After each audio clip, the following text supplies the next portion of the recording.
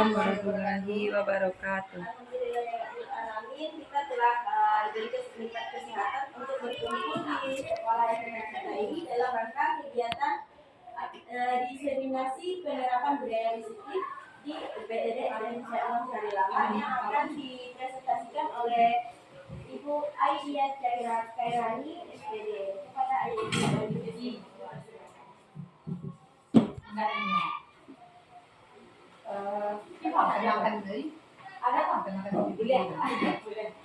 Terima kasih kepada Bismillah yang telah memberikan waktu saya menyampaikan materi pada hari ini. Sebelumnya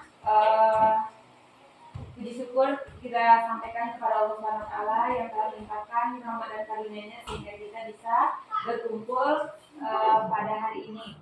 Selanjutnya salawat dan salam kita hadiahkan buat Allah kita Nabi Muhammad SAW. Sayyidina Muhammad wa ala ali sayyidina Muhammad. Yang saya hormati ibu-ibu yang telah berkesempatan hadir pada hari ini untuk menekankan aksi nyata tentang diseminasi penerapan budaya positif di lingkungan sekolah kita. Sebelumnya saya mengucapkan terima kasih kepada ibu-ibu yang telah meluangkan waktunya di sela-sela kesibukan kita yang sangat banyak. Ibu-ibu masih meluangkan waktu untuk bisa hadir dalam acara pada hari ini.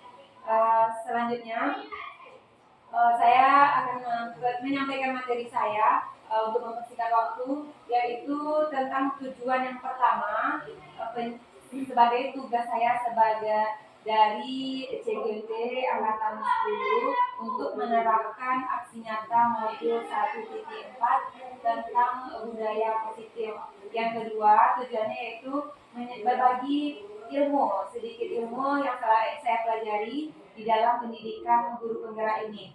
Yang ketiga, yaitunya bekerja sama bersama ibu-ibu dalam menerapkan budaya positif di lingkungan sekolah kita ini untuk mencapai siswa yang memiliki karakter dan budi pekerti yang baik. Baiklah, sebelum kita masuk kepada materi tentang budaya positif, kita bahas dulu tentang tujuan pendidikan yang disampaikan oleh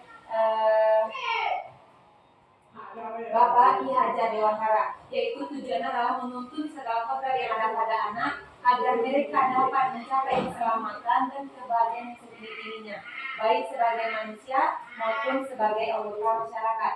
Oleh sebab itu, pendidik tidak hanya menuntut tumbuh kembang kekuatan kodrat yang ada pada anak, tetapi juga menuntun bagaimana anak tersebut menjadi lebih baik atau tumbuh kekuatan kodrat pada anak.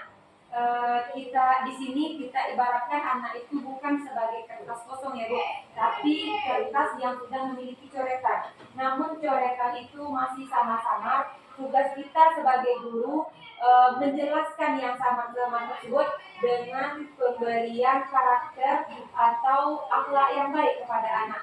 Karena zaman sekarang akhlak serta budaya itu sudah mulai terkikis karena pengaruh zaman. Jadi telah hilang karakter dan budaya tersebut yang ada di sekolah. Jadi di sini saya akan masuk langsung kepada materi tentang budaya positif yang ada di sekolah. Budaya positif di sekolah yaitu nilai-nilai kebiasaan yang ada di sekolah kita yang berpihak kepada murid agar mereka dapat berkembang menjadi pribadi yang kritis, penuh hormat dan bertanggung jawab sesuai dengan profil pelajar Pancasila yang telah kita canangkan sebelum kita mengambil menjadi sebuah sekolah penggerak. Di dalam budaya positif ini ada 7 konsep utama yang harus kita ketahui. Yang pertama tentang paradigma belajar, yang kedua tentang disiplin positif, yang ketiga tentang kebutuhan dasar manusia, yang keempat motivasi perilaku manusia, yang kelima restitusi atau posisi kontrol guru, yang keenam tentang hierarki kelas, dan segitiga restitusi. Jadi untuk keyakinan kelas dan segi negara institusi ini, itu dia hampir sama ya cara kerjanya. Namun di sini mungkin perbedaannya nanti dalam langkah-langkahnya. Cuma nanti tujuannya itu sama. Selanjutnya kita masuk kepada poin yang pertama tentang perubahan paradigma belajar. Dalam membangun budaya positif di sekolah, dapat menyediakan lingkungan yang positif bagi siswa. Lingkungan yang positif itu yang bagaimana? Lingkungan yang aman dan nyaman bagi peserta didik kita, agar mereka mampu berpikir, bertindak, dan mencipta dengan merdeka dan mandiri, serta memiliki tanggung jawab. Jadi memang di sini karena kurikulum merdeka, jadi anak itu memang merdeka dalam menciptakan atau berkreasi. Selanjutnya, disiplin sangat berkaitan dengan kontrol guru terhadap siswa. Di sini siswa tidak bisa sendiri. Jadi guru adalah sebagai kontrolnya atau sebagai penuntunnya di sekolah. Dengan adanya kontrol guru, murid bisa terarah dalam melakukan perilaku dan tindakan yang akan ia kerjakan. Selanjutnya, di sini ada sebuah kasus yaitu kita ambil genggaman atau menggenggam. Saya akan bacakan. Anda dan teman Anda melakukan kegiatan cobalah buka. Jadi kita genggam tangan kita kedua-duanya, menggepalkan tangan, atau salah satu tangan juga bisa. Coba bayangkan bahwa Anda menyimpan sesuatu yang sangat berharga di dalam tangan kita ini. Anda perlu menjaga benda tersebut sekuat-kuatnya. Dengan tenaga Anda itu, untuk kehidupan Anda, tugas rekan B adalah mencoba membuka. Jadi rekan A mencoba menutup, rekan B mencoba membuka. Bagaimana caranya membujuk? Bagaimana cara rekan A itu bisa membuka? Yaitu rekan B dengan membujuk, menghardik, mengintimidasi, memarahi, menggoda, menggelitik, bahkan menawari Anda dengan iming-iming uang atau lainnya, sehingga Anda akan membuka tangan Anda. Ya, kira-kira ibu-ibu kita kan punya dua tangan ini. Apakah akan kita buka dengan permintaan teman kita tadi yang B tadi, dengan cara membujuk kita, mengintimidasi kita, atau menggoda kita? Kira-kira ibu mau tidak membuka tangan ibu dengan bujukan dari teman ibu sebelah? Kenapa Mas Yulan tidak mau membuka? Sesuatu yang berharga, berarti prinsip ya Bu ya. Kalau Bu Putri bagaimana? Kalau kami tergantung bujukannya seperti apa. Tergantung bujukannya seperti apa. Jadi mungkin Bu Putri mau membuka ya. Kalau Bu Yanti mau membukanya? Karena sesuatu yang dipelihara dan dijaga. Sesuatu yang dipelihara atau dijaga. Bu Yanti gimana? Oh tidak. Berarti sama ya. Tidak mau membuka. Punya saya tidak mau saya. Oke. Di sini kita dapat mengambil kesimpulan kalau kita membuka, berarti kita memberikan kebebasan kita untuk mengontrol diri kita terhadap orang lain. Namun kalau kita tidak membuka, berarti kita memiliki prinsip sendiri bahwa kita tidak bisa dikontrol oleh orang lain. Seperti itulah murid kita. Kalau kita mengintimidasinya, memarahinya, menggodanya, atau mengiming-imingkan sesuatu sehingga anak tersebut mau melakukan itu, berarti itu adalah sebuah keterpaksaan, bukanlah kemauan dari dirinya. Jadi itulah tadi tentang budaya positif itu. Yang saya maksud adalah kalau anak itu tetap memegang teguh pendiriannya, berarti dia adalah seorang murid yang percaya dengan dirinya, percaya dengan kemampuannya. Begitu juga kita semua ya Bu ya. Jadi seperti itu, kalau kita melakukan hal yang negatif kepada anak kita dengan mengintimidasinya, menyuruhnya, menekannya, atau memberi hukuman dan sanksi, itulah yang akan merusak mental anak didik kita. Jadi cara kita bagaimana? Cara kita meluruskan paradigma yang salah tadi. Lanjut Miss. Selanjutnya perubahan paradigma dalam belajar. Di sini ada perubahan paradigma yang dikemukakan oleh Dr. William Glasser. Yang pertama, ilusi guru mengontrol murid. Contohnya begini. Coba anak ibu rajin belajar. Nanti kalian akan pintar. Jadi kadang-kadang kita memberikan ilusi seperti itu. Itu kan hanyalah sebuah ilusi. Tetapi kadang-kala itu tuh hanya bersifat sementara. Jadi tidak akan mempengaruhi anak itu secara utuh gitu. Jadi yang mempengaruhinya apa? Yang mempengaruhinya adalah kontrol di dalam dirinya. Selanjutnya, ilusi bahwa semua penguatan positif efektif dan bermanfaat. Di sini saya mengambil contoh. Nanti kita belajar sungguh-sungguh, maka kalian akan bisa mengalahkan teman kalian. Coba dengarkan ibu. Jadi itu adalah suatu ilusi bahwa semua penguatan positif efektif bisa bermanfaat. Terus yang ketiga, ilusi kritik yang membuat orang merasa bersalah dengan menguatkan karakter. Contohnya di sini. Nah, kamu harus rajin belajar. Apakah kamu tidak kasihan dengan ibumu, bapakmu yang telah mencari di rumah setelah susah payah? Kan sehingga anak tersebut merasa bersalah kalau dia berbuat kesalahan di dalam kelas, karena kita menekankan kepada dia, membuat dia merasa bersalah karena dia lupa dengan peran orang tuanya di rumah. Terus yang selanjutnya, ilusi bahwa orang dewasa memiliki hak untuk memaksa. Contohnya di sini ada dua anak yang sedang bertengkar.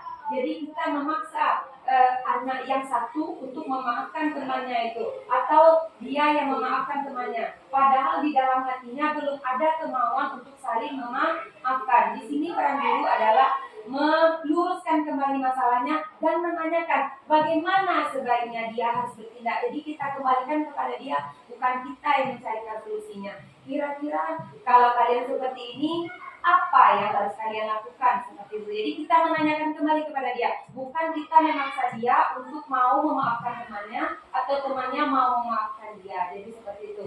Kita tidak sebenarnya kita orang dewasa tidak ada hak untuk memaksa mereka, cuma kita berikan keleluasaan kepada mereka untuk mengambil sebuah keputusan. Bisa dipahami, Bu? Oke. Silakan lanjut, Miss. Disiplin positif. Apa makna kata disiplin? Oke, Miss silakan, Miss. Apa kira-kira disiplin itu menurut Miss? Tertib. Atau ada Bu Rini, disiplin itu apa, Bu? Disiplin itu tepat sesuai waktunya, memenuhi aturan. Iya, berarti tepat sesuai waktunya, memenuhi aturan yang ada. Apakah ada pendapat yang lain, Bu? Sama sesuatu itu sesuai dengan aturan-aturannya, perintah-perintah yang telah dilaksanakan. Lanjut, Miss. Jadi di sini kita akan membahas tentang makna kata disiplin. Disiplin yaitu belajar. Belajar bagaimana kita mengubah diri kita menjadi lebih baik. Di sini makna kata disiplin berkonotasi dengan disiplin diri dari murid-murid. Menurut Sokrates dan Plato. Dan selanjutnya disiplin diri membuat orang menggali potensinya menuju sebuah tujuan apa yang dia hargai. Namun dalam budaya kita makna disiplin telah berubah. Jadi kalau sebenarnya itu ya Bu ya, disiplin itu adalah belajar gitu.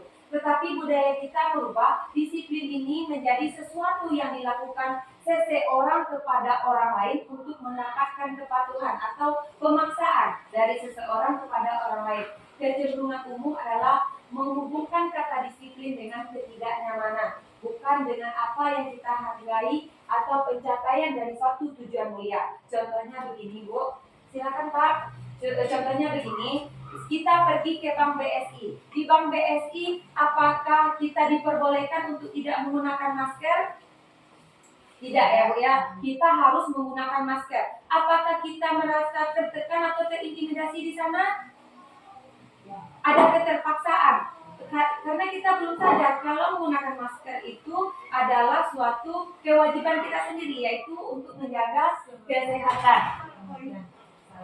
Jadi menggunakan masker itu bukan datangnya karena dari kita sendiri, tetapi karena aturan atau paksaan dari bank tersebut, sehingga kita melakukannya dengan terpaksa, bukan atas kemauan kita, bukan kesadaran kita.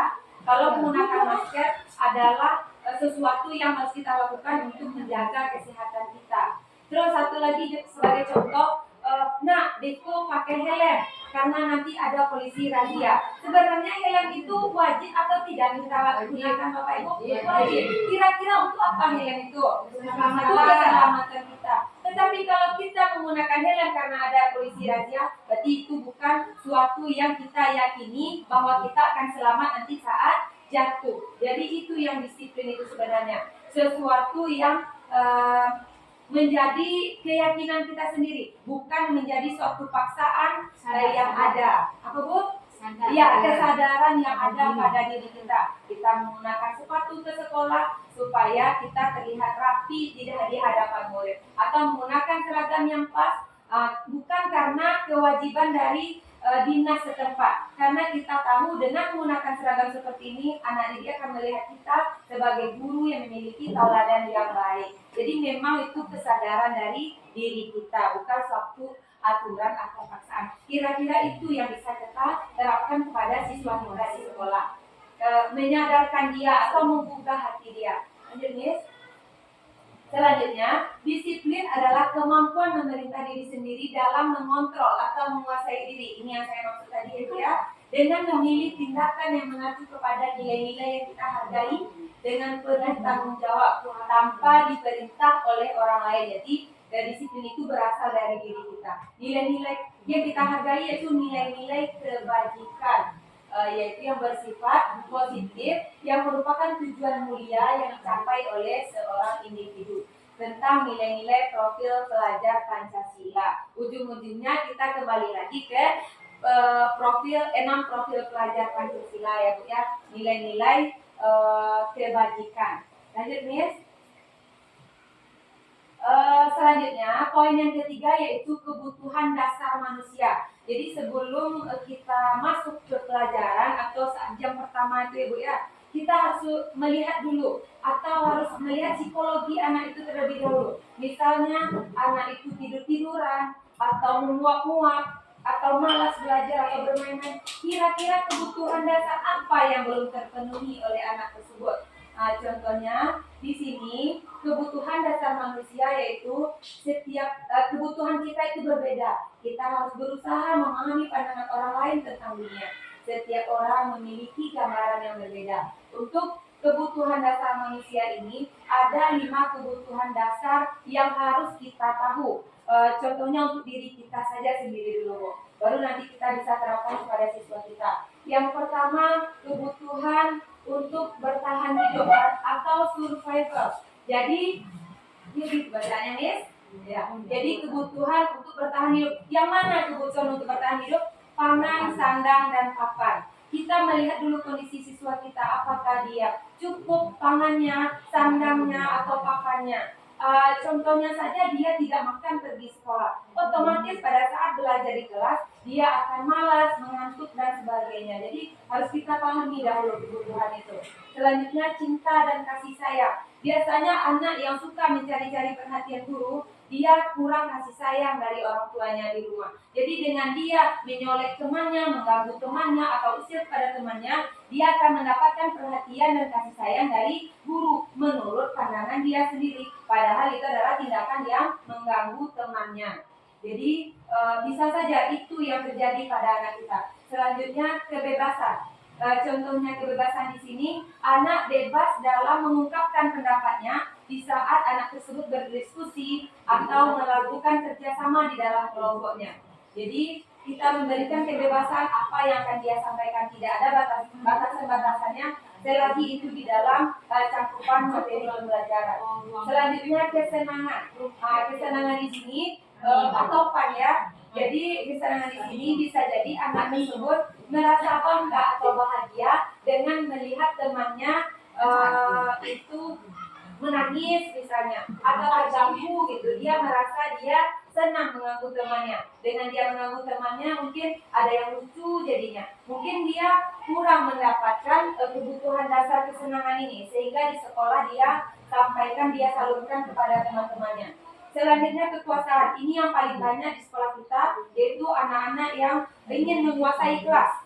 Contohnya saja dia ingin memerintah temannya. Jadi itulah kebutuhan dasar dia yang harus dia penuhi. Dia menjadi berkuasa, sok menjadi pemimpin di dalam kelasnya, sehingga kawan yang lain merasa tidak senang dengan perilaku yang dia lakukan. Jadi sebagai seorang guru kita harus paham dulu 5 kebutuhan dasar ini yang ada pada murid tersebut. Dengan itu nanti pembelajaran yang ingin kita ciptakan di kelas kita akan berjalan dengan baik. Selanjutnya, Miss. Di sini kita langsung kepada kasus saja biar lebih paham. Kasusnya yaitu Ibu Lia, guru kelas 6 di SD Permai. Dia sedang bingung menghadapi ulah satu murid di kelas bernama Agus. Beberapa anak telah datang dan mengeluhkan Agus yang seringkali meminta bekal makan siang mereka dengan paksa. Jika Anda menghadapi situasi seperti Ibu Lia, apa yang Anda lakukan? Menurut Anda apa kira-kira alasan Agus melakukan itu? Jadi di sini Bu, ada seorang murid yang selalu meminta bekal temannya. Menurut Bapak Ibu, apa yang Ibu lakukan dengan hal yang dilakukan oleh si Agus tadi, Bu? Menanya, Bu. Kenapa dia Seperti itu. serahkan temannya? Meminta serapan Apakah makannya. dia tidak serahkan di rumah? Atau tidak ada kegiatan di rumah? Ya. Kalau orang tuanya tidak mampu untuk memberikan bekal. Iya. Jadi mungkin kita pertama dulu mengobservasi siswa tersebut. Apa sebenarnya yang menjadi masalah sehingga Agus selalu mengganggu temannya, yaitu meminta bekal kepada temannya. Apakah pangannya yang kurang atau ingin senang-senang saja atau apa gitu. Terus kira-kira menurut Bapak Ibu ya, secara keseluruhan cerita ini, kesenangan atau alasan apa yang dia lakukan, Ibu? Secara keseluruhan gitu. Kita ambil 5 kebutuhan dasar tadi. Kira-kira di antara 5 kebutuhan dasar itu, kebutuhan dasar apa yang tidak terpenuhi oleh si Agus ini, Bu? Jadi bertahan hidup. Bertahan hidup, Ibu. Ya, berarti pangannya bisa jadi, Ibu. Ya, atau kesenangan Bisa jadi Iya. kesenangan juga. usil ya Bu ya kepada temannya. Dengan dia usil kepada temannya, dia merasa senang karena mengganggu temannya tersebut. Jadi kemungkinan ada 2. Yang pertama, dia kekurangan makanan atau pangannya tidak tercukupi di rumah. Yang kedua, dia merasa senang dengan mengganggu temannya yang membawa bekal tersebut. Lanjut, Miss Yulan. Berarti Ibu sudah paham ya kebutuhan dasar tersebut. Ini satu kasus saja. Selanjutnya, dalam konteks penerapan budaya positif, Ibu Lia sebaiknya mencari tahu apa alasan Agus melakukan tindakan tersebut. Di sini saya akan membahas 5 kebutuhan dasar tersebut yang mungkin kenapa Agus itu melakukan perbuatan kepada temannya. Yang pertama, mungkin saja sebagai survival atau untuk bertahan hidup. Sini mungkin Agus lapar dan orang tuanya tidak membawakan dia bekal makan siang. Jadi apa yang dia lakukan? Yaitu dia mengganggu atau meminta bekal kepada temannya untuk bisa makan atau mengisi perutnya. Terus yang kedua, cinta dan kasih sayang. Mungkin saja Agus ini ingin mendapat perhatian dari guru. Dia kurang mendapatkan cinta dan kasih sayang dari orang tua di rumahnya, sehingga dengan dia meminta bekal temannya, dia akan diperhatikan oleh guru tersebut. Terus yang ketiga, power atau kekuatan. Mungkin saja dia ingin melihatkan kalau dia itu adalah anak yang pemberani, kalau dia adalah anak yang kuat di lomba tersebut. Jadi dia merasa hebat karena temannya jadi takut, sehingga temannya mengikuti apa yang dia minta. Terus yang selanjutnya, freedom atau kebebasan. Di sini Agus merasa bosan dengan bekal makanan. Misalnya dia dikasih bekal makanan oleh orang tuanya, tetapi bekal makanannya itu saja modelnya atau itu saja sambalnya. Karena temannya ada yang berbeda, dia ingin mengganggu temannya atau mencari kebebasan di sana. Dengan itu dia akan merasa senang nantinya. Terus selanjutnya, Agus merasa iseng dengan menikmati ekspresi wajah temannya yang kesal. Jadi kesal temannya, marah temannya, dia menjadi bahagia. Jadi mungkin kebutuhan dasar kebahagiaannya tidak terpenuhi, dengan itu dia salurkan kepada temannya dengan mengganggu temannya tersebut. Kira-kira seperti itu ya Bu ya. Jadi kita harus memahami bagaimana kebutuhan dasar siswa, bukan langsung menjudge-nya atau menekannya seperti itu. Terus materi yang keempat tentang semua perilaku memiliki tujuan. Yang di sini teori motivasi perilaku manusia ada 3 tahap. Yang pertama motivasi eksternal, yaitu untuk menghindari ketidaknyamanan atau firman, apa yang terjadi apabila saya tidak melakukannya. Misalnya di sini motivasi eksternal itu kita menggunakan seragam karena aturan gitu. Jadi karena ingin memenuhi aturan yang ada, itu dia motivasi eksternal, berarti masih berupa paksaan karena aturan gitu. Terus motivasi eksternal untuk mendapatkan imbalan dari orang lain. Apa yang saya lakukan akan mendapatkan imbalan jika saya melakukannya. Contohnya gini, dengan saya memakai seragam yang rapi, dengan saya memakai seragam yang cocok ke sekolah, saya akan diberi apresiasi oleh kepala sekolah atau orang dinas gitu. Jadi ada motivasi itu yang ada pada diri kita. Jadi sebenarnya yang harus ada itu adalah motivasi internal. Yang internal itu yang berasal dari diri kita, yang mana untuk menghargai diri sendiri. Saya akan menjadi orang yang seperti apa bila saya melakukannya. Jadi kalau saya memakai seragam, berarti saya memiliki tanggung jawab dengan tugas saya sebagai guru.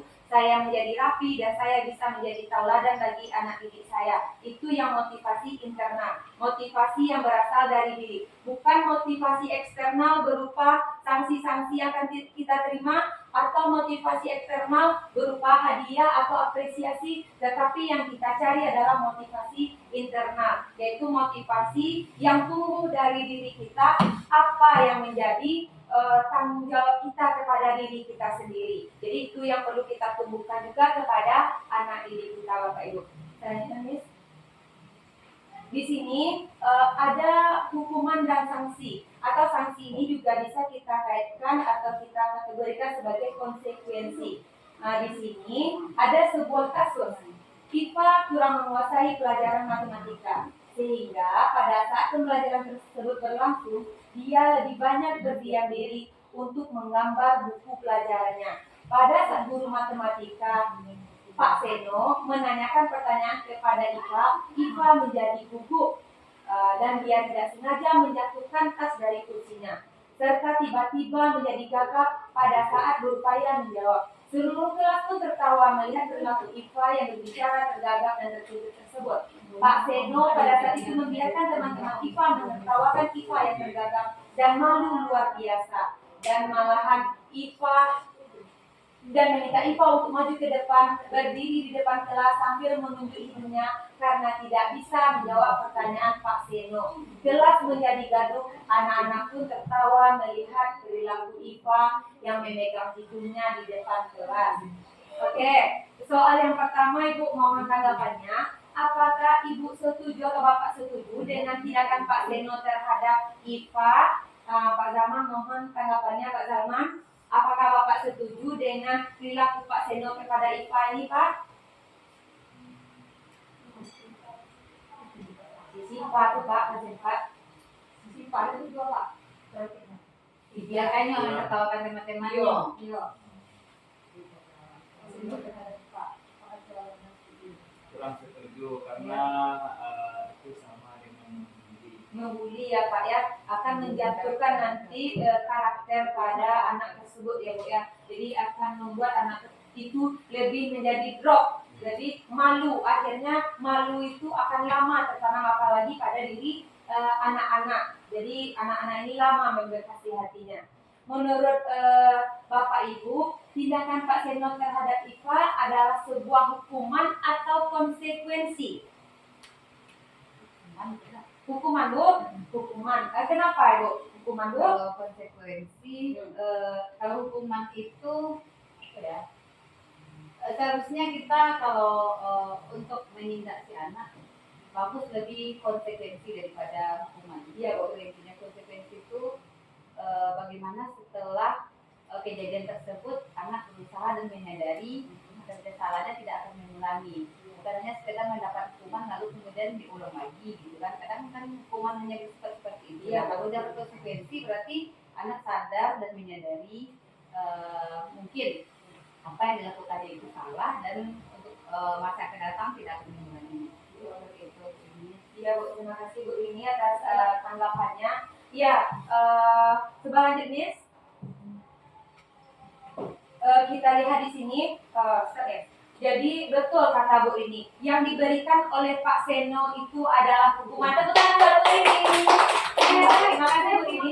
Yang diberikan oleh Pak Seno itu adalah berupa hukuman. Hukuman itu akan menjatuhkan karakter peserta didik kita. Namun kalau konsekuensi berarti kalau dia melakukan ini konsekuensinya. Jadi dia tahu kalau dia berbuat ini akibatnya gitu. Tapi kalau hukuman itu hanya bersifat sementara ya Bu ya, dan juga akan membekas di hati anak itu. Dan dihukum, Joko dan dihukum akan selalu disebut-sebutkannya. Di sini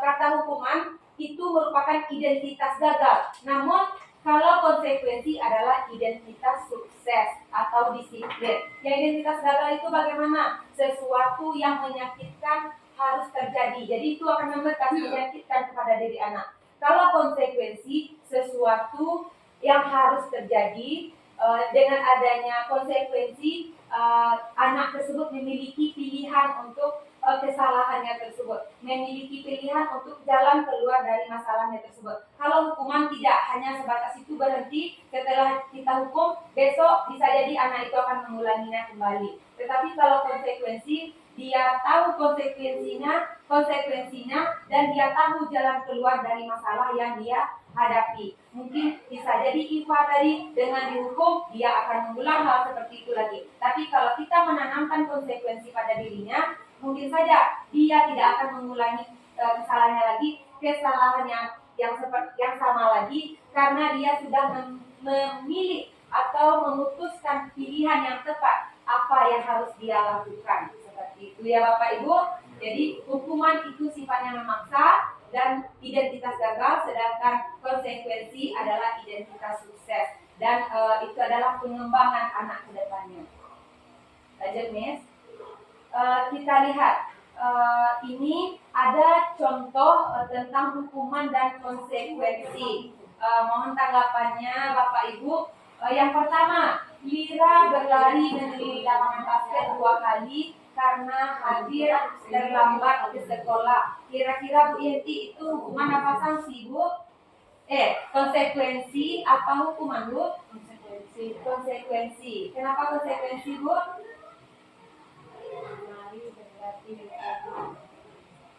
Lari mengelilingi lapangan basket selama 2 kali karena terlambat ke sekolah. Terlambat dia Bu, itu disuruh berlari gitu. Hukuman atau konsekuensi Bu? Hukuman ya Bu ya. Terus yang kedua, membersihkan coretan yang dia buat di meja dia. Jadi dia mencoret-coret meja, terus dia bersihkan kembali. Konsekuensi atau hukuman itu Bu Mike? Konsekuensi. Iya, karena dia kalau mencoret meja dia berarti dia harus membersihkan mejanya kembali. Terus lanjut Miss, yang ketiga, murid diminta untuk push up 15 kali karena tidak menggunakan masker ke sekolah. Hukuman ya Bu ya. Terus menggambarkan kertas tugas teman yang telah mengganti kertas tugas teman yang telah ia coret-coret sendiri. Konsekuensi. Berjemur di lapangan basket jam 12 siang karena mengobrol dengan teman. Hukuman Bu? Mengobrol dengan teman di kelas Bu. Berjemur ya. Bisa jadi hukumannya Bu ya. Oke, nanti kita lihat jawabannya Bu. Terus murid diminta bertelanjang kaki sepanjang hari karena tidak menggunakan sepatu berwarna hitam sesuai peraturan sekolah. Hukuman. Berdiri di depan kelas sambil mengangkat satu kaki karena tidak bisa menjawab pertanyaan. Hukuman. Coba kita lihat Miss. Ini ya. Oh ya, betul. Tepuk tangan buat Ibu semua. Jadi konsekuensi ada 2, membersihkan coretan yang dibuat di meja tulis, di meja yang dia bunyi sendiri, dia coret-coret, dia bersihkan kembali. Itu adalah konsekuensi. Terus yang kedua, mengganti tugas teman yang telah dia coret-coret. Itu adalah konsekuensi yang harus dia terima. Yang lain itu adalah hukuman karena tidak sesuai dengan perbuatan yang dia lakukan. Jadi kalau konsekuensi dia mempertanggungjawabkan apa yang telah dia lakukan. Sementara hukuman berbeda yang dia lakukan, berbeda hukuman yang didapat. Silakan lanjut Miss. Yang kelima kita masuk kepada restitusi atau posisi kontrol guru. Di sini pelajaran ini yang paling menggelitik di hati saya Bu, karena saya juga sering melakukan hal-hal yang seperti yang ada di depan ini. Posisi kontrol guru. Sebenarnya yang paling betul itu yang dilaksanakan oleh guru adalah posisi kontrol sebagai seorang manajer, bukan sebagai seorang penghukum, membuat rasa bersalah, teman atau pemantau. Tapi yang paling bagus atau yang paling tepat itu adalah posisi sebagai manajer. Coba lihat ke bawah, Miss. Posisi kontrol seorang guru. Di sini, iya Bu. Di sini posisi kontrol seorang guru sebagai penghukum. Contohnya menghardik dan menunjuk-nunjuk, menyakiti dan menyindir. Contohnya guru berkata, kalau kamu tidak melakukannya, awas ya, rasakan ya. Itu adalah sebuah kata-kata yang menghukum anak. Jadi guru akhirnya anak tersebut atau hatinya itu memberontak, sehingga dia bisa jadi berbohong, dia bisa jadi tidak jujur dengan gurunya tersebut karena dia ditekan atau dibentak. Selanjutnya, pembuat rasa bersalah. Ya, jadi pembuat rasa bersalah di sini dia bilang, ibu sangat kecewa dengan kamu. Apakah kamu tidak sayang dengan orang tuamu? Kata-kata seperti itu adalah kata-kata yang membuat anak tersebut merasa bersalah pada dirinya. Sebaiknya kita harus mengurangi kata-kata ini ya Bapak Ibu ya. Contohnya di sini, kamu seharusnya sudah tahu, ibu sudah lelah mengatakannya, ibu stres dengan kamu, sehingga anak tersebut merasa bersalah dengan yang dia lakukan. Dia merasa bersalah dengan gurunya, dia merasa bersalah dengan perilakunya. Jadi bukan hal itu yang sebaiknya kita lakukan, karena itu dia juga akan menyembunyikan atau menyangkal nanti, atau bisa juga dia berbohong kepada kita. Selanjutnya posisi guru sebagai teman. Misalnya seperti ini kita bilang, ayolah nak, kalian harus rajin, biar ibu tidak ditegur oleh kepala sekolah. Itu adalah posisi guru sebagai teman, mengajak anak tersebut bisa masuk ke kita gitu. Nanti di posisi manajer ada hal seperti itu, tapi kita lebih meninggikan derajat kita di posisi manajer itu gitu. Terus sehingga anak tersebut menjadi ketergantungan kepada kita. Jadi biarlah dokter kali ibu tuh, ibu tuh nyokan ibu sama awak, karena dia sudah merasa dekat dengan kita atau sudah menjadikan kita itu sebagai teman gitu. Terus selanjutnya posisi sebagai pemantau, yaitu misalnya mencatat, selalu mencatat, kamu sudah begini, kamu sudah begini, kamu sudah begini. Jadi selalu diawasi apa yang dia kerjakan. Jadi sebaiknya kamu begini, sebaiknya kamu begini gitu. Itu adalah salah satu posisi kontrol guru sebagai pemantau. Namun kalau posisi guru sebagai manajer, silakan lanjut Miss. Kalau posisi guru sebagai manajer, yaitu kita selaku guru menyelesaikan masalah tersebut dengan bertanya dulu, atau tadi mengkaji ulang dulu apa yang dia lakukan. Tetapi untuk penyelesaian dari masalahnya itu kita kembalikan kepada dia lagi. Kita tidak memberikan hukuman kepada dia, kita tidak membuat dia merasa bersalah karena perilakunya. Contohnya gini, perbuatan yang salah itu adalah hal yang biasa. Tetapi bagi anak ibu, silakan dirubah perbuatannya tersebut. Kira-kira apa yang salah dari perbuatan itu? Jadi kita kembali bertanya kepada dia. Boleh dipakai bahasa menanyakan itu, tetapi kita kembalikan kepada dia bagaimana dia mencarikan solusi dari masalahnya tersebut. Contohnya di sini, atau posisi sebagai teman. Kalau posisi sebagai teman, sebaiknya jangan kita gunakan Ibu, karena nanti anak itu akan merasa tergantung dengan diri kita. Atau sebagai pemantau, melihat-lihat saja. Jadi kita di sini sebagai manajer, bagaimana kamu bisa menyelesaikan masalah ini? Jadi dikembalikan kepada anak, anaklah yang mencari solusi dari permasalahan yang dia lakukan. Selanjutnya, coba lihat guys. Nah, kita langsung masuk saja ke kasus yang pertama. Kita lihat di sini apakah guru ini sebagai penghukum, sebagai teman, sebagai pemantau, atau sebagai manajer.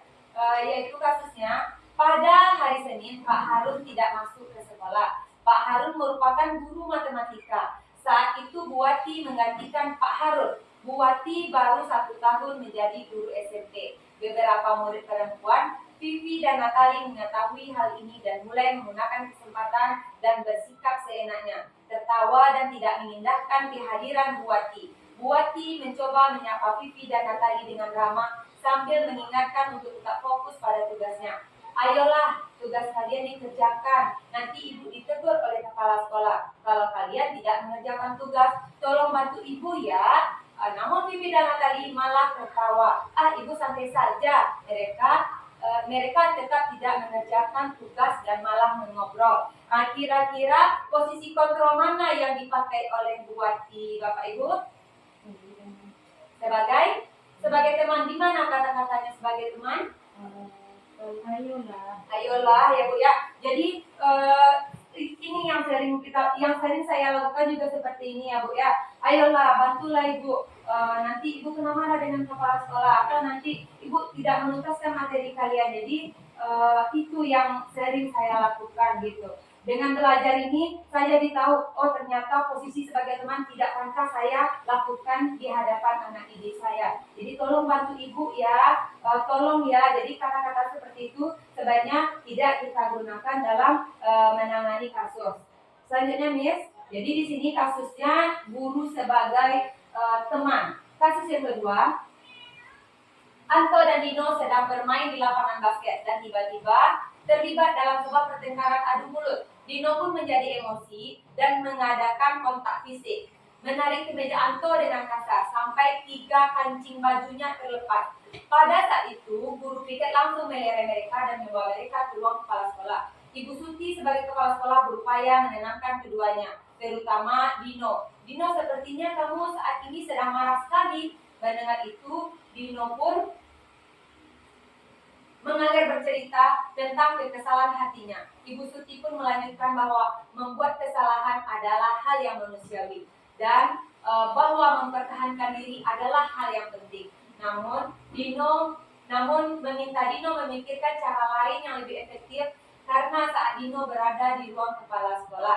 Ibu Suti melanjutkan bertanya tentang keyakinan sekolah yang dia sepakati, serta apakah Dino bersedia memperbaiki kesalahan yang dia lakukan terhadap Anto. Dino pun akhirnya perlahan mengangguk. Kemudian Ibu Suti berbalik tanya kepada Anto, hal apa yang bisa kamu lakukan untuk Dino supaya tidak marah lagi? Kalau melihat kancing baju saya sampai copot 3 kancing begini. Ibu Suti pun kembali bertanya ke Dino, apa yang akan dia lakukan untuk menggantikan 3 kancing Anto yang terlepas.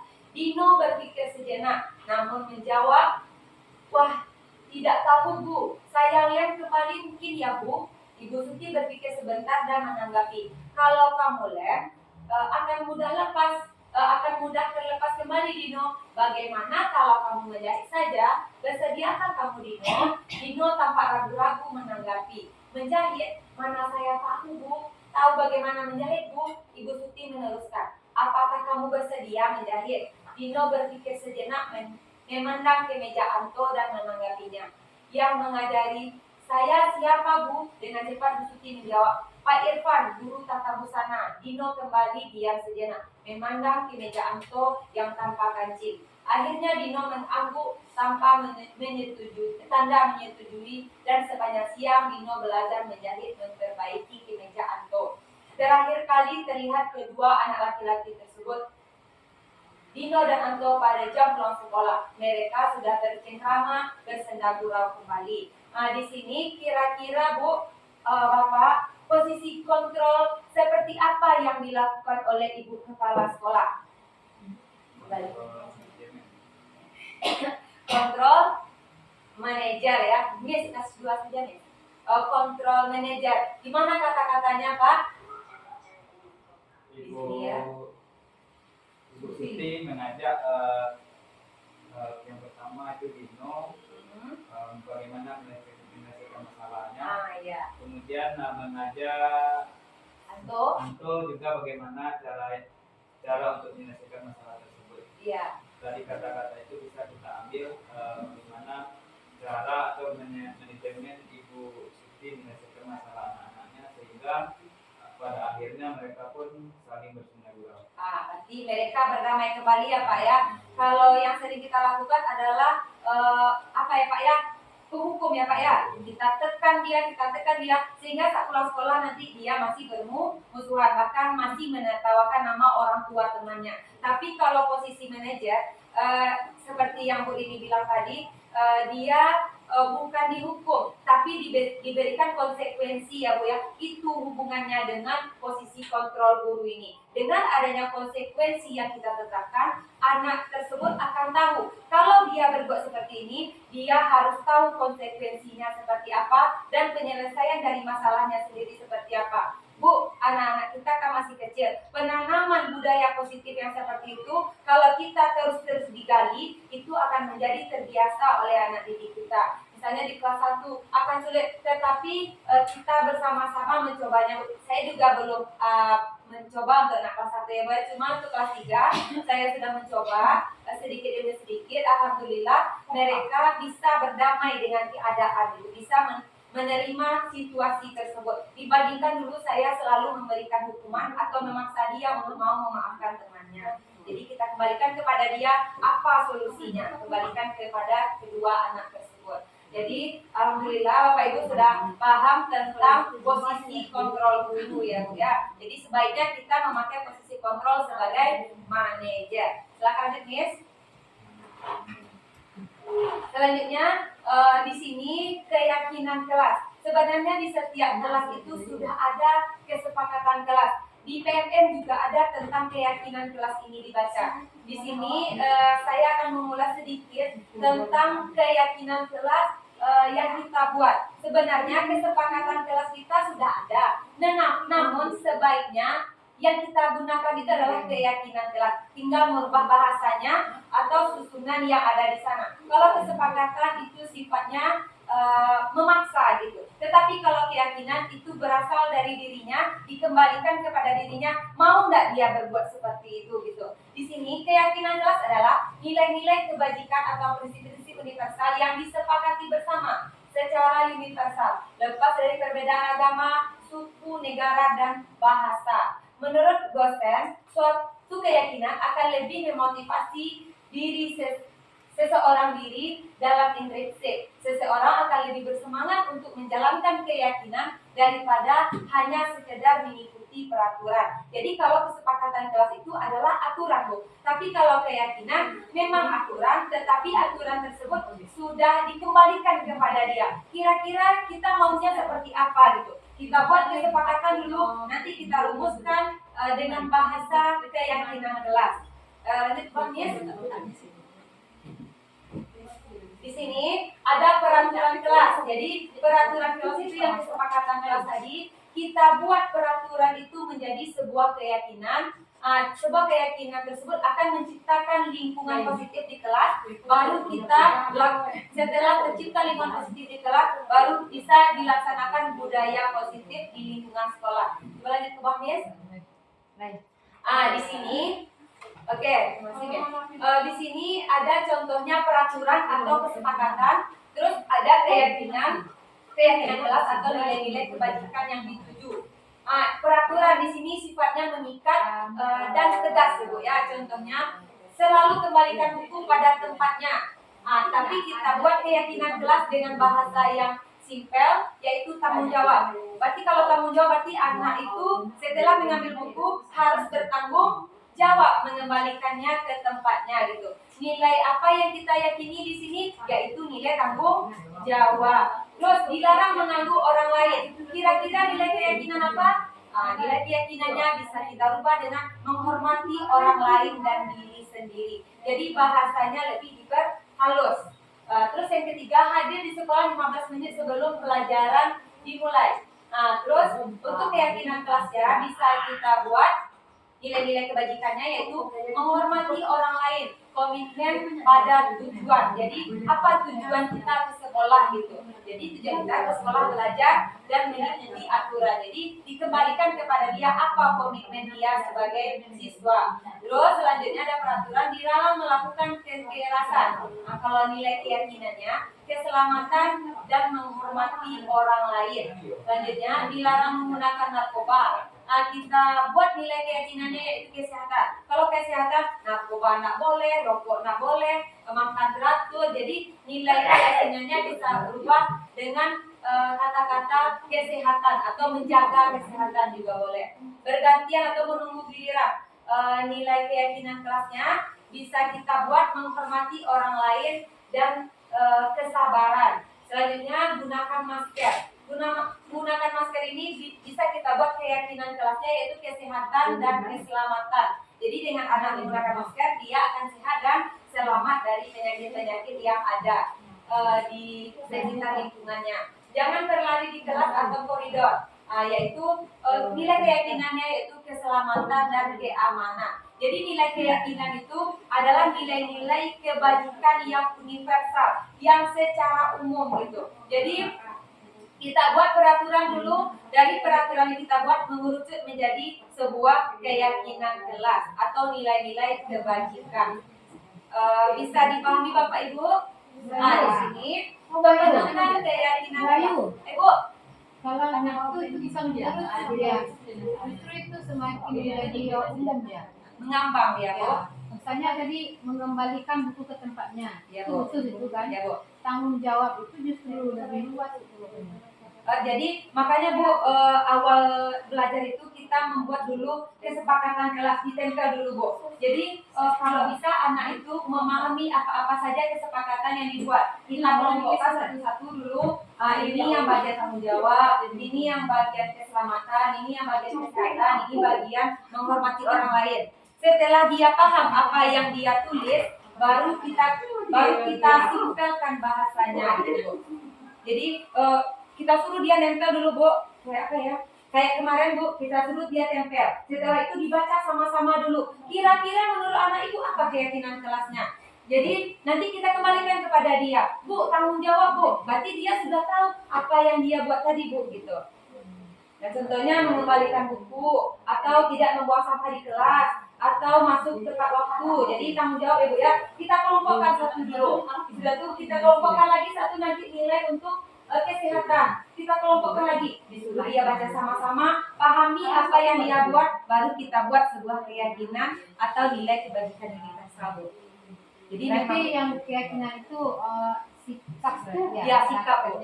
Dia karakternya yang harus dia tanamkan gitu. Jadi tapi dia harus tahu dulu Bu apa yang awalnya dia tulis itu. Jadi dia harus tahu dulu secara keseluruhan. Jadi dibaca dulu sama-sama kan Bu. Sudah sepakat kita, oke, apa keyakinannya ya baru kita tuliskan Bu. Berarti kesimpulan dari semuanya. Kesimpulan dari semuanya Bu. Berarti kan apa? Secara garis besarnya Bu. Lamis, ada yang mau ditanyakan lagi Bapak Ibu? Pak Salman ada Pak Salman?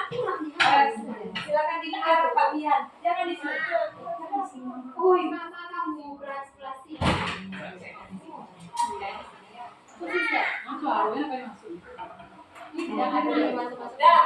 Selanjutnya pembentukan keyakinan kelas. Di sini ya Bu ya. Cara membuat keyakinan kelas yaitu dia bersifat abstrak dari peraturan yang lebih rinci dan konkret.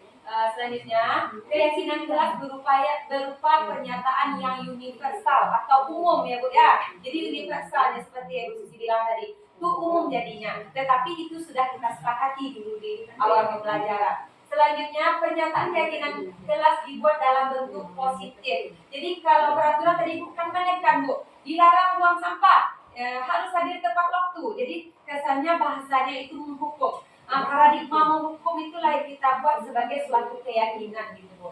Diyakinkan dia lagi, dikembalikan ke hati dia lagi gitu. Jadi dibuat dalam bahasa yang positif. Keyakinan kelas hendaknya tidak terlalu banyak sehingga mudah diingat dan dipahami oleh siswa. Selanjutnya, keyakinan kelas sebaiknya keyakinan itu dapat diterapkan di lingkungan tersebut. Kita ambil lingkungan kecilnya saja dulu Bu, terapkan di kelas. Dengan keyakinan kelas itu sudah terbentuk, kelas 1 sudah, 2 sudah, sampai kelas 6, nanti budaya positif itu akan terbawa ke lingkungan sekolah kita. Jadi boleh kita membuat keyakinan sekolah, boleh Bu. Tapi kalau cukup dengan keyakinan kelas saja juga boleh. Karena budaya positif itu akan tertanam terus pada anak. Terus semua warga kelas ikut berkontribusi dalam pembuatan keyakinan kelas lewat kegiatan curhat pendapat seperti yang saya bilang tadi Bu. Silakan kemukakan apa kesepakatan yang kalian mau. Jadi dia berikan curahan pendapatnya dulu. Terus bersedia meninjau kembali keyakinan kelas dari waktu ke waktu. Seandainya anak ini mendapatkan permasalahan nanti di sela-sela jam pelajaran, contohnya dia terlambat datang, kita panggil dia. Keyakinan kelas apa yang dia lakukan? Contohnya Bu, datang terlambat di upacara bendera atau datang terlambat saat senam pagi. Kita panggil dia. Kira-kira keyakinan kelas apa yang anak dilanggar? Kita kembalikan dia karena dia hanya sedikit Bu, dia akan tahu disiplin Bu, nah gitu. Ya disiplin. Dulu kita sepakat disiplinnya bagaimana, gitu ya. Nah, hadir tepat waktu Bu, memakai seragamnya itu Bu. Jadi dia akan ingat Bapak Ibu. Jadi kita tanyakan keyakinannya apa, disiplin. Nanti dia bisa menjabarkan sendiri karena sudah kita rumuskan bersama-sama di dalam kelas. Jadi itu ya Bu ya. Kita bisa menyelesaikan kasus anak ini dari keyakinan yang telah kita buat. Kalau kesepakatan Bu kan sifatnya satu-satu bukan hadir di dalam kelas, tidak ada nilai keyakinannya di sana atau nilai kebajikan universalnya di sana. Tapi kalau keyakinan itu sudah semuanya di sana. Lanjut Bu. Untuk keyakinan kelas ini hampir sama cara pembuatannya dengan segitiga restitusi. Yaitu segitiga restitusi proses menciptakan kondisi murid untuk memperbaiki kesalahan mereka sehingga mereka bisa kembali pada kelompok mereka dengan karakter yang lebih kuat. Melalui restitusi guru dapat yang pertama membantu murid menjadi lebih baik atau mencapai tujuan mereka, lebih memiliki disiplin positif, serta memuliakan dirinya sendiri setelah berbuat salah. Karena dia yang mencarikan solusi dari permasalahannya sendiri. Jadi dia akan merasa dirinya lebih dihargai gitu. Kalau biasanya kan kita menjudge dia sehingga dia merasa terintimidasi atau merasa terhukum dengan kondisi itu. Tetapi dengan keyakinan atau dengan segitiga restitusi itu dia bisa memulihkan dirinya sendiri. Dia tidak merasa tertekan karena dia tahu apa yang harus dia lakukan kalau dia berbuat salah. Selanjutnya membantu murid untuk jujur pada dirinya dan mengevaluasi dampak dari kesalahan yang dia lakukan. Yang terakhir, memberikan penawaran bukan paksaan. Jadi kita bernegosiasi dengan anak Bu. Kita bukan memaksa dia, kalau mau deko awal atau mau deko, jangan tidak seperti itu jadinya Bu ya. Kira-kira kalau kamu seperti ini, kamu sebaiknya bagaimana? Atau kalau kamu seperti ini, konsekuensinya bagaimana? Jadi kita memberikan tawar-menawar sifatnya. Jadi kita kembalikan kepada dia apa kira-kira solusi dari tindakan yang dia lakukan sendiri. Lanjut Miss. Untuk membuat segitiga restitusi ini, hal yang pertama yang kita lakukan adalah menstabilkan identitas, yang kedua validasi tindakan yang salah, dan yang ketiga yaitu menanyakan keyakinan kelas. Ini tadi, yang keyakinan kelas tadi Ibu. Jadi menstabilkan identitas, lanjut ke bawah Miss. Pada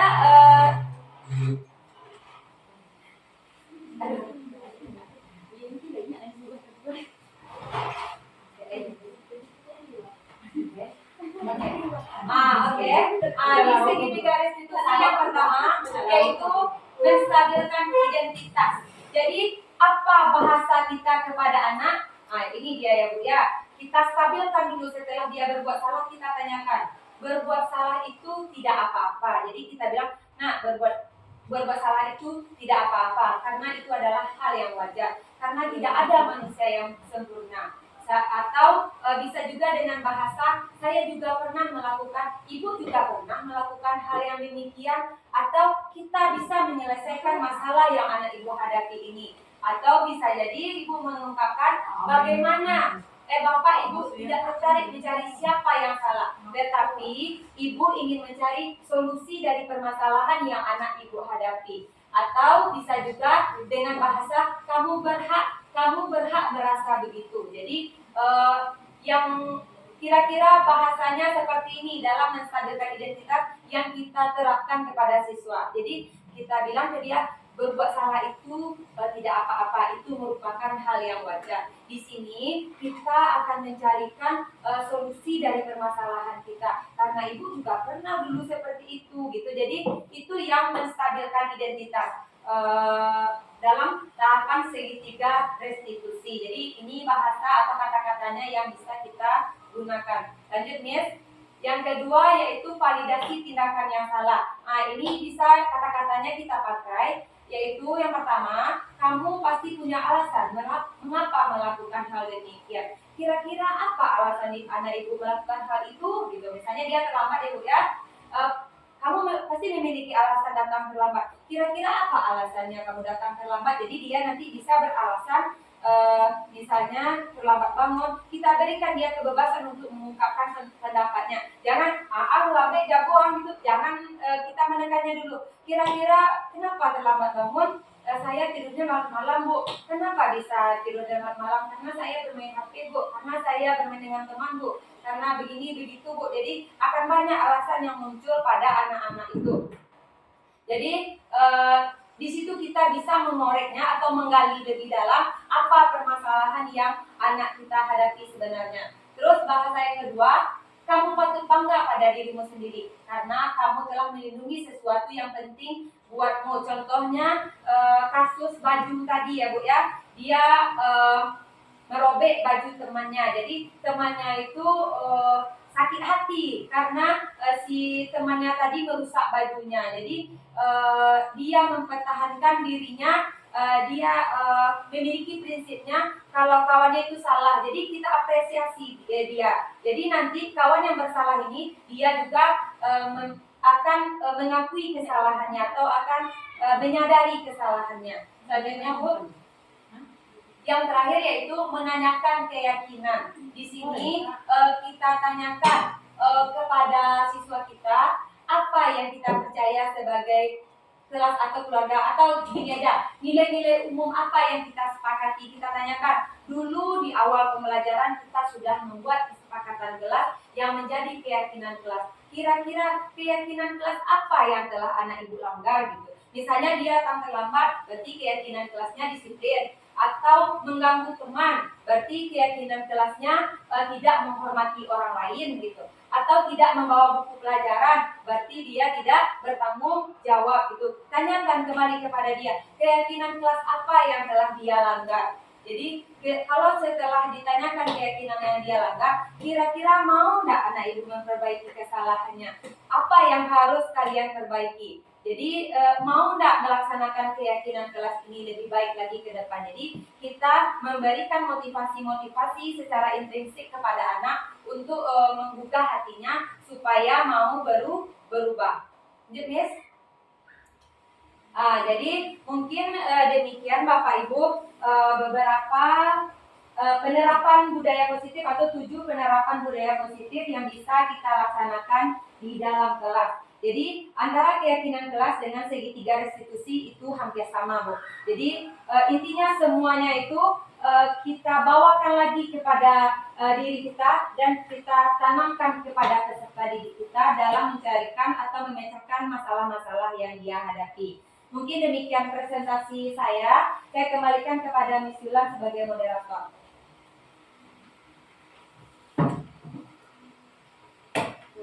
Terima kasih kita ucapkan kepada Ibu Ayu Diana Nani sebagai dasar mempresentasikan materinya.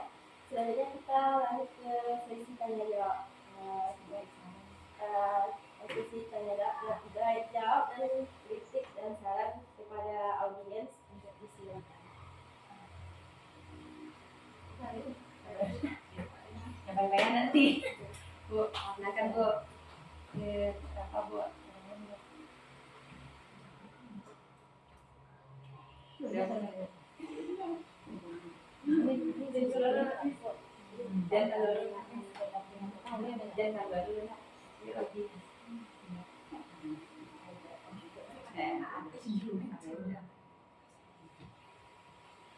Saran dari saran Bu, kita Bu, terburu-buru menyampaikannya terlalu. Bayu, Bu. Ini kan untuk satu kasus ya, satu kasus pada satu waktu. Dan nanti kasus ini terjadi sekarang, kita selesaikan menurut tuntutan ini. Kemudian di waktu berikutnya terjadi lagi kasus yang serupa. Sebenarnya kasusnya berulang dengan kasus yang sama, dengan anak yang sama, anak yang sama. Kira-kira bagaimana nih menurut segitiga restitusi ini menyelesaikan kasus seperti ini? Terima kasih Bu Susi dalam memberikan pertanyaan tentang sebuah kasus. Kita ambil saja contohnya anak mencuri ya Bu ya. Jadi dia mengulang kembali kasus dia mencuri atau mengambil makanan yang ada di kantin gitu. Dia lakukan lagi pada rentan waktu yang cukup lama, tapi dia mengulang kembali perbuatannya tersebut. Di sini Bu, karena kita sudah menerapkan segitiga restitusi ini atau keyakinan kelas ini bisa kita terapkan sebanyak 3 kali Bu. Itu dalam aturannya. Kalau seandainya memang anak tersebut tidak mau mengubahnya, kalau kita mengambil keputusan tergantung guru 2 kali atau 3 kali. Kalau tidak mau juga mengubah, berarti kita ambil posisi sebagai penghukum. Jadi anak tersebut tidak dihukum lagi. Nanti kalau ada yang bertanya kenapa dia dikasih hukuman, karena saya sudah menerapkan yang seperti ini, tetapi anak tersebut tidak mau berubah. Kadang Bu, kita sulit budaya positif ini kita terapkan di sekolah, tetapi di rumah orang tua tidak tahu Bu, sehingga orang tuanya membiarkan anak tersebut berbuat seperti itu. Kadang-kadang awak nak tahu Bu, biar aja lah anak Bu, ada pembiaran dari orang tuanya. Hal tersebut Bu yang akan dia bawakan ke lingkungan sekolah. Jadi boleh kita memakai posisi penghukum kalau segitiga restitusi ini tidak mempan Bu. 2 atau 3 kali kita laksanakan mempan, boleh sebagai penghukum Bu.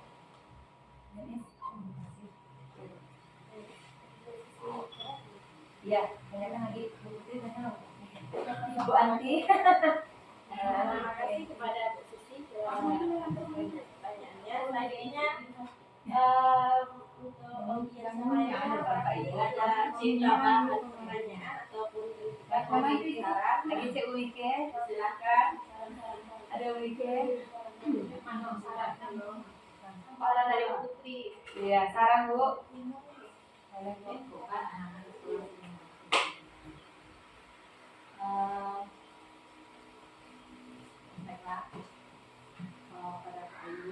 Kan di sekolah-sekolah anak sering menghadapi berbagai masalah, contohnya saja seperti bullying, atau mungkin juga anak-anak sulit untuk menghadapi pelajarannya, mungkin seperti matematika. Dan sebagian anak itu matematikanya karena dia tidak dapat atau mungkin karena dia tidak mengerti, mungkin itu bisa menjadi beban sama anak kan. Setelah itu dan mungkin juga bagaimana Bu Ayu punya masalah tersebut. Ya, terima kasih Bu Putri. Mungkin di sini pertanyaannya yaitu tentang pembelajaran yang tidak dimengerti oleh anak. Bisa jadi di sini kita cari penyebabnya dulu Bu. Kira-kira apa yang menyebabkan anak tersebut malas untuk belajar atau tidak mengerti? Apakah memang dia tidak suka dengan materi tersebut? Jadi kita tanyakan dulu kira-kira apa yang menjadi permasalahannya di sini. Apakah metode pembelajaran kita atau strategi pembelajaran kita yang salah gitu. Dengan hal demikian berarti kita memberikan umpan balik kepada siswa dengan mengkaji ulang apa yang salah apakah pada diri kita atau pada diri anak kita tadi. Jadi mungkin di sini kita bisa menerapkan pembelajaran yang berdiferensiasi yang seperti yang sudah kita laksanakan sebelum-sebelumnya. Saya juga belum sempurna ya Bu ya, cuma sudah mencoba sedikit demi sedikit, mungkin nanti lama-lama akan terbiasa dengan hal demikian, melaksanakan pembelajaran yang berdiferensiasi sesuai dengan tingkat kemampuan anak. Jadi mungkin bisa kita lakukan hal demikian. Kita juga bisa merancang modul pembelajaran yang sesuai dengan tingkat kecerdasannya. Misalnya anak yang berkemampuan tinggi bisa menjadi tutor bagi teman sebayanya yang berkemampuan rendah. Atau bisa juga kita laksanakan pembelajaran yang sesuai dengan bakatnya. Misalnya dia sukanya bernyanyi, boleh dia mendengarkan musik nanti ya. Cuma agak sulit nanti ya Bu ya. Cuma mudah-mudahan bisa kita cobakan atau realisasikan agar anak tersebut bisa mendapatkan apa yang dia mau. Sebenarnya sulit ya Bu ya untuk menerima hal demikian karena kita dulu disiplin ya Bu ya. Tetapi bagaimana lagi memang itu tuntutan dari kurikulum kita dan mudah mudah-mudahan itu berhasil karena belum ada berhasilnya lagi ya Bu ya. Baru mencoba sampai saat ini. Jadi mudah-mudahan pembelajaran yang berdiferensiasi bisa kita terapkan di lingkungan sekolah kita dan juga modul berdiferensiasi juga bisa kita terapkan. Dan yang paling penting adalah tutor teman sebaya. Jadi dengan adanya tutor teman sebaya itu anak yang berkemampuan rendah dia akan tidak akan merasa minder. Tapi kalau guru nanti yang selalu ke sana itu Bu. Jadi ada timpang tindih antara anak yang berkemampuan tinggi sedang dengan yang rendah tadi. Jadi bisa kita jadikan temannya, kita pupuk dia, kita beri dia pengayaan, yang rendah kita berikan dia dengan tutor teman sebaya tadi. Mungkin demikian Bu Fitri. Apakah ada Miss? Terima kasih kepada Bu Putri. Selanjutnya, apakah ada tambahan pertanyaan dari Ibu yang lain? Buat Ibu Ayu tentang apa tadi? Memvalidasi kesalahan. ya Bu, Itu tujuannya apa sebenarnya? dan validasi Kenapa kita harus langkah waktu memvalidasi kesalahan? Ya, ada apa? Validasi tindakan yang salah. Jadi ini kita mengkaji ulang tindakan yang dia lakukan tersebut. Jadi memvalidasi itu kita apa? Ya, tujuannya apa? Tujuannya yaitu supaya anak itu bisa sadar. Bu, kamu pasti akan sadar itu sendiri. Jadi kita di sini kalau kita menanyakan nanti dia bisa jadi berbohong. Tetapi Validasi itu artinya kan kita benarkan dulu tindakan. ya, Kita membenarkan dulu. ya, Nah, secara kita tahu nih ya dia salah ini. dia salah. Langkah awalnya kita validasi dulu yang Iya. ada yang salah. Kalau menurut saya di sini ya Bu ya bisa jadi kita motivasi dia dulu dengan adanya motivasi yang kita berikan misalnya Bu kamu pasti punya alasan melakukan hal itu. Jadi kita motivasi dia dulu sehingga dia bisa jujur nanti saat mengungkapkan kesalahan-kesalahan yang dia lakukan. Mungkin kejujuran di sini dituntut validasi itu. Biasanya kan kita langsung yang perjuangan kayak gitu ya Bu ya. Jadi kalau di sini kita motivasi memberikan motivasi secara intrinsik dengan itu mungkin dia akan nanti jujur dengan apa yang dia lakukan. Jadi mengungkapkan lagi Bu, memotivasi itu lagi. Di sini kamu patut bangga pada dirimu sendiri karena kamu telah memiliki sesuatu yang penting buatmu. Jadi kita berikan dia apresiasi, motivasi dulu sehingga dia nanti bisa mengungkapkan apa yang dia rasakan. Kadang-kadang anak itu kan yang bohong, nah begini model itu ternyata dia yang bohong. Jadi mungkin motivasi atau apresiasi dulu validasi tindakan yang salah. Kalau menurut Ibu validasi itu tadi membenarkan apa yang dia lakukan. Iya, Pembenaran. Iya. Ini kan saya juga menurutkan itu kan sebuah kata-kata yang apa yang ya, jadi tujuannya kita memvalidasi awal itu apa? Iya, kalau di dulu karena disampaikan ya Bu ya, ini adalah memberikan motivasi secara internal kepada anak sehingga itu dia bisa jujur nanti kepada kita gitu. Jadi penyidik kalau sebenarnya bukan angke-angke dulu sudah tuh baru ditanyakan kejujuran di dalam dirinya. Seperti itu dulu yang dijelaskan oleh Perintah Hakim. Nanti saya akan cari lagi Bu literasinya yang paling tepat ya Bu kepada masa kita. Kan sesuatu yang baru kan? Iya Bu. Validasi itu. Kalau kita bisa cerita anak kan, kenapa melakukan itu? Kenapa melakukan itu? Kenapa dilakukan itu? Ini kan kita disuruh memvalidasi dulu, kan dulu kesalahan dia. Motivasi dulu. Mungkin saja di sana, misalnya ketika anak meninju seseorang, itu mungkin yang diminta di situ yang bagaimana cara dia itu untuk mempertahankan haknya. Nanti dia melakukan kesalahan mungkin karena cara yang tidak tepat karena dia membela dirinya, mempertahankan prinsipnya, mungkin itu alasan dia untuk menyakiti teman atau untuk meninju teman kan. Mungkin awalnya kita membenarkan kamu benar, kamu harus membela diri kamu, kamu harus mempertahankan hak kamu. Tapi bukan begini caranya loh. Mungkin bisa seperti itu. Motivasi secara internal ya Bu ya, motivasi dia dulu ya. Tujuannya untuk memotivasi Iya. Ya, di situ mungkin seperti yang Bayu sampaikan tadi, yang kita cari di situ adalah kejujuran. Nah, dengan tahap awal kita membenarkan dari apa yang dia lakukan supaya supaya lahir kejujuran, kemudian baru nanti kita pilih mungkin cara dia mengungkapkan kemarahannya yang bisa kita arahkan. Iya. Ya, Bisa ya, jadi ya. seperti itu. Ya seperti itu Bu. Jadi yang seperti yang saya bilang tadi motivasi ya Bu ya. Seperti yang Bu Yanti bilang mungkin seperti itu kita bisa menggali lebih dalam tentang kejujuran anak tersebut dengan memberikan motivasi di awal dulu. Dan ya kembalikan kepada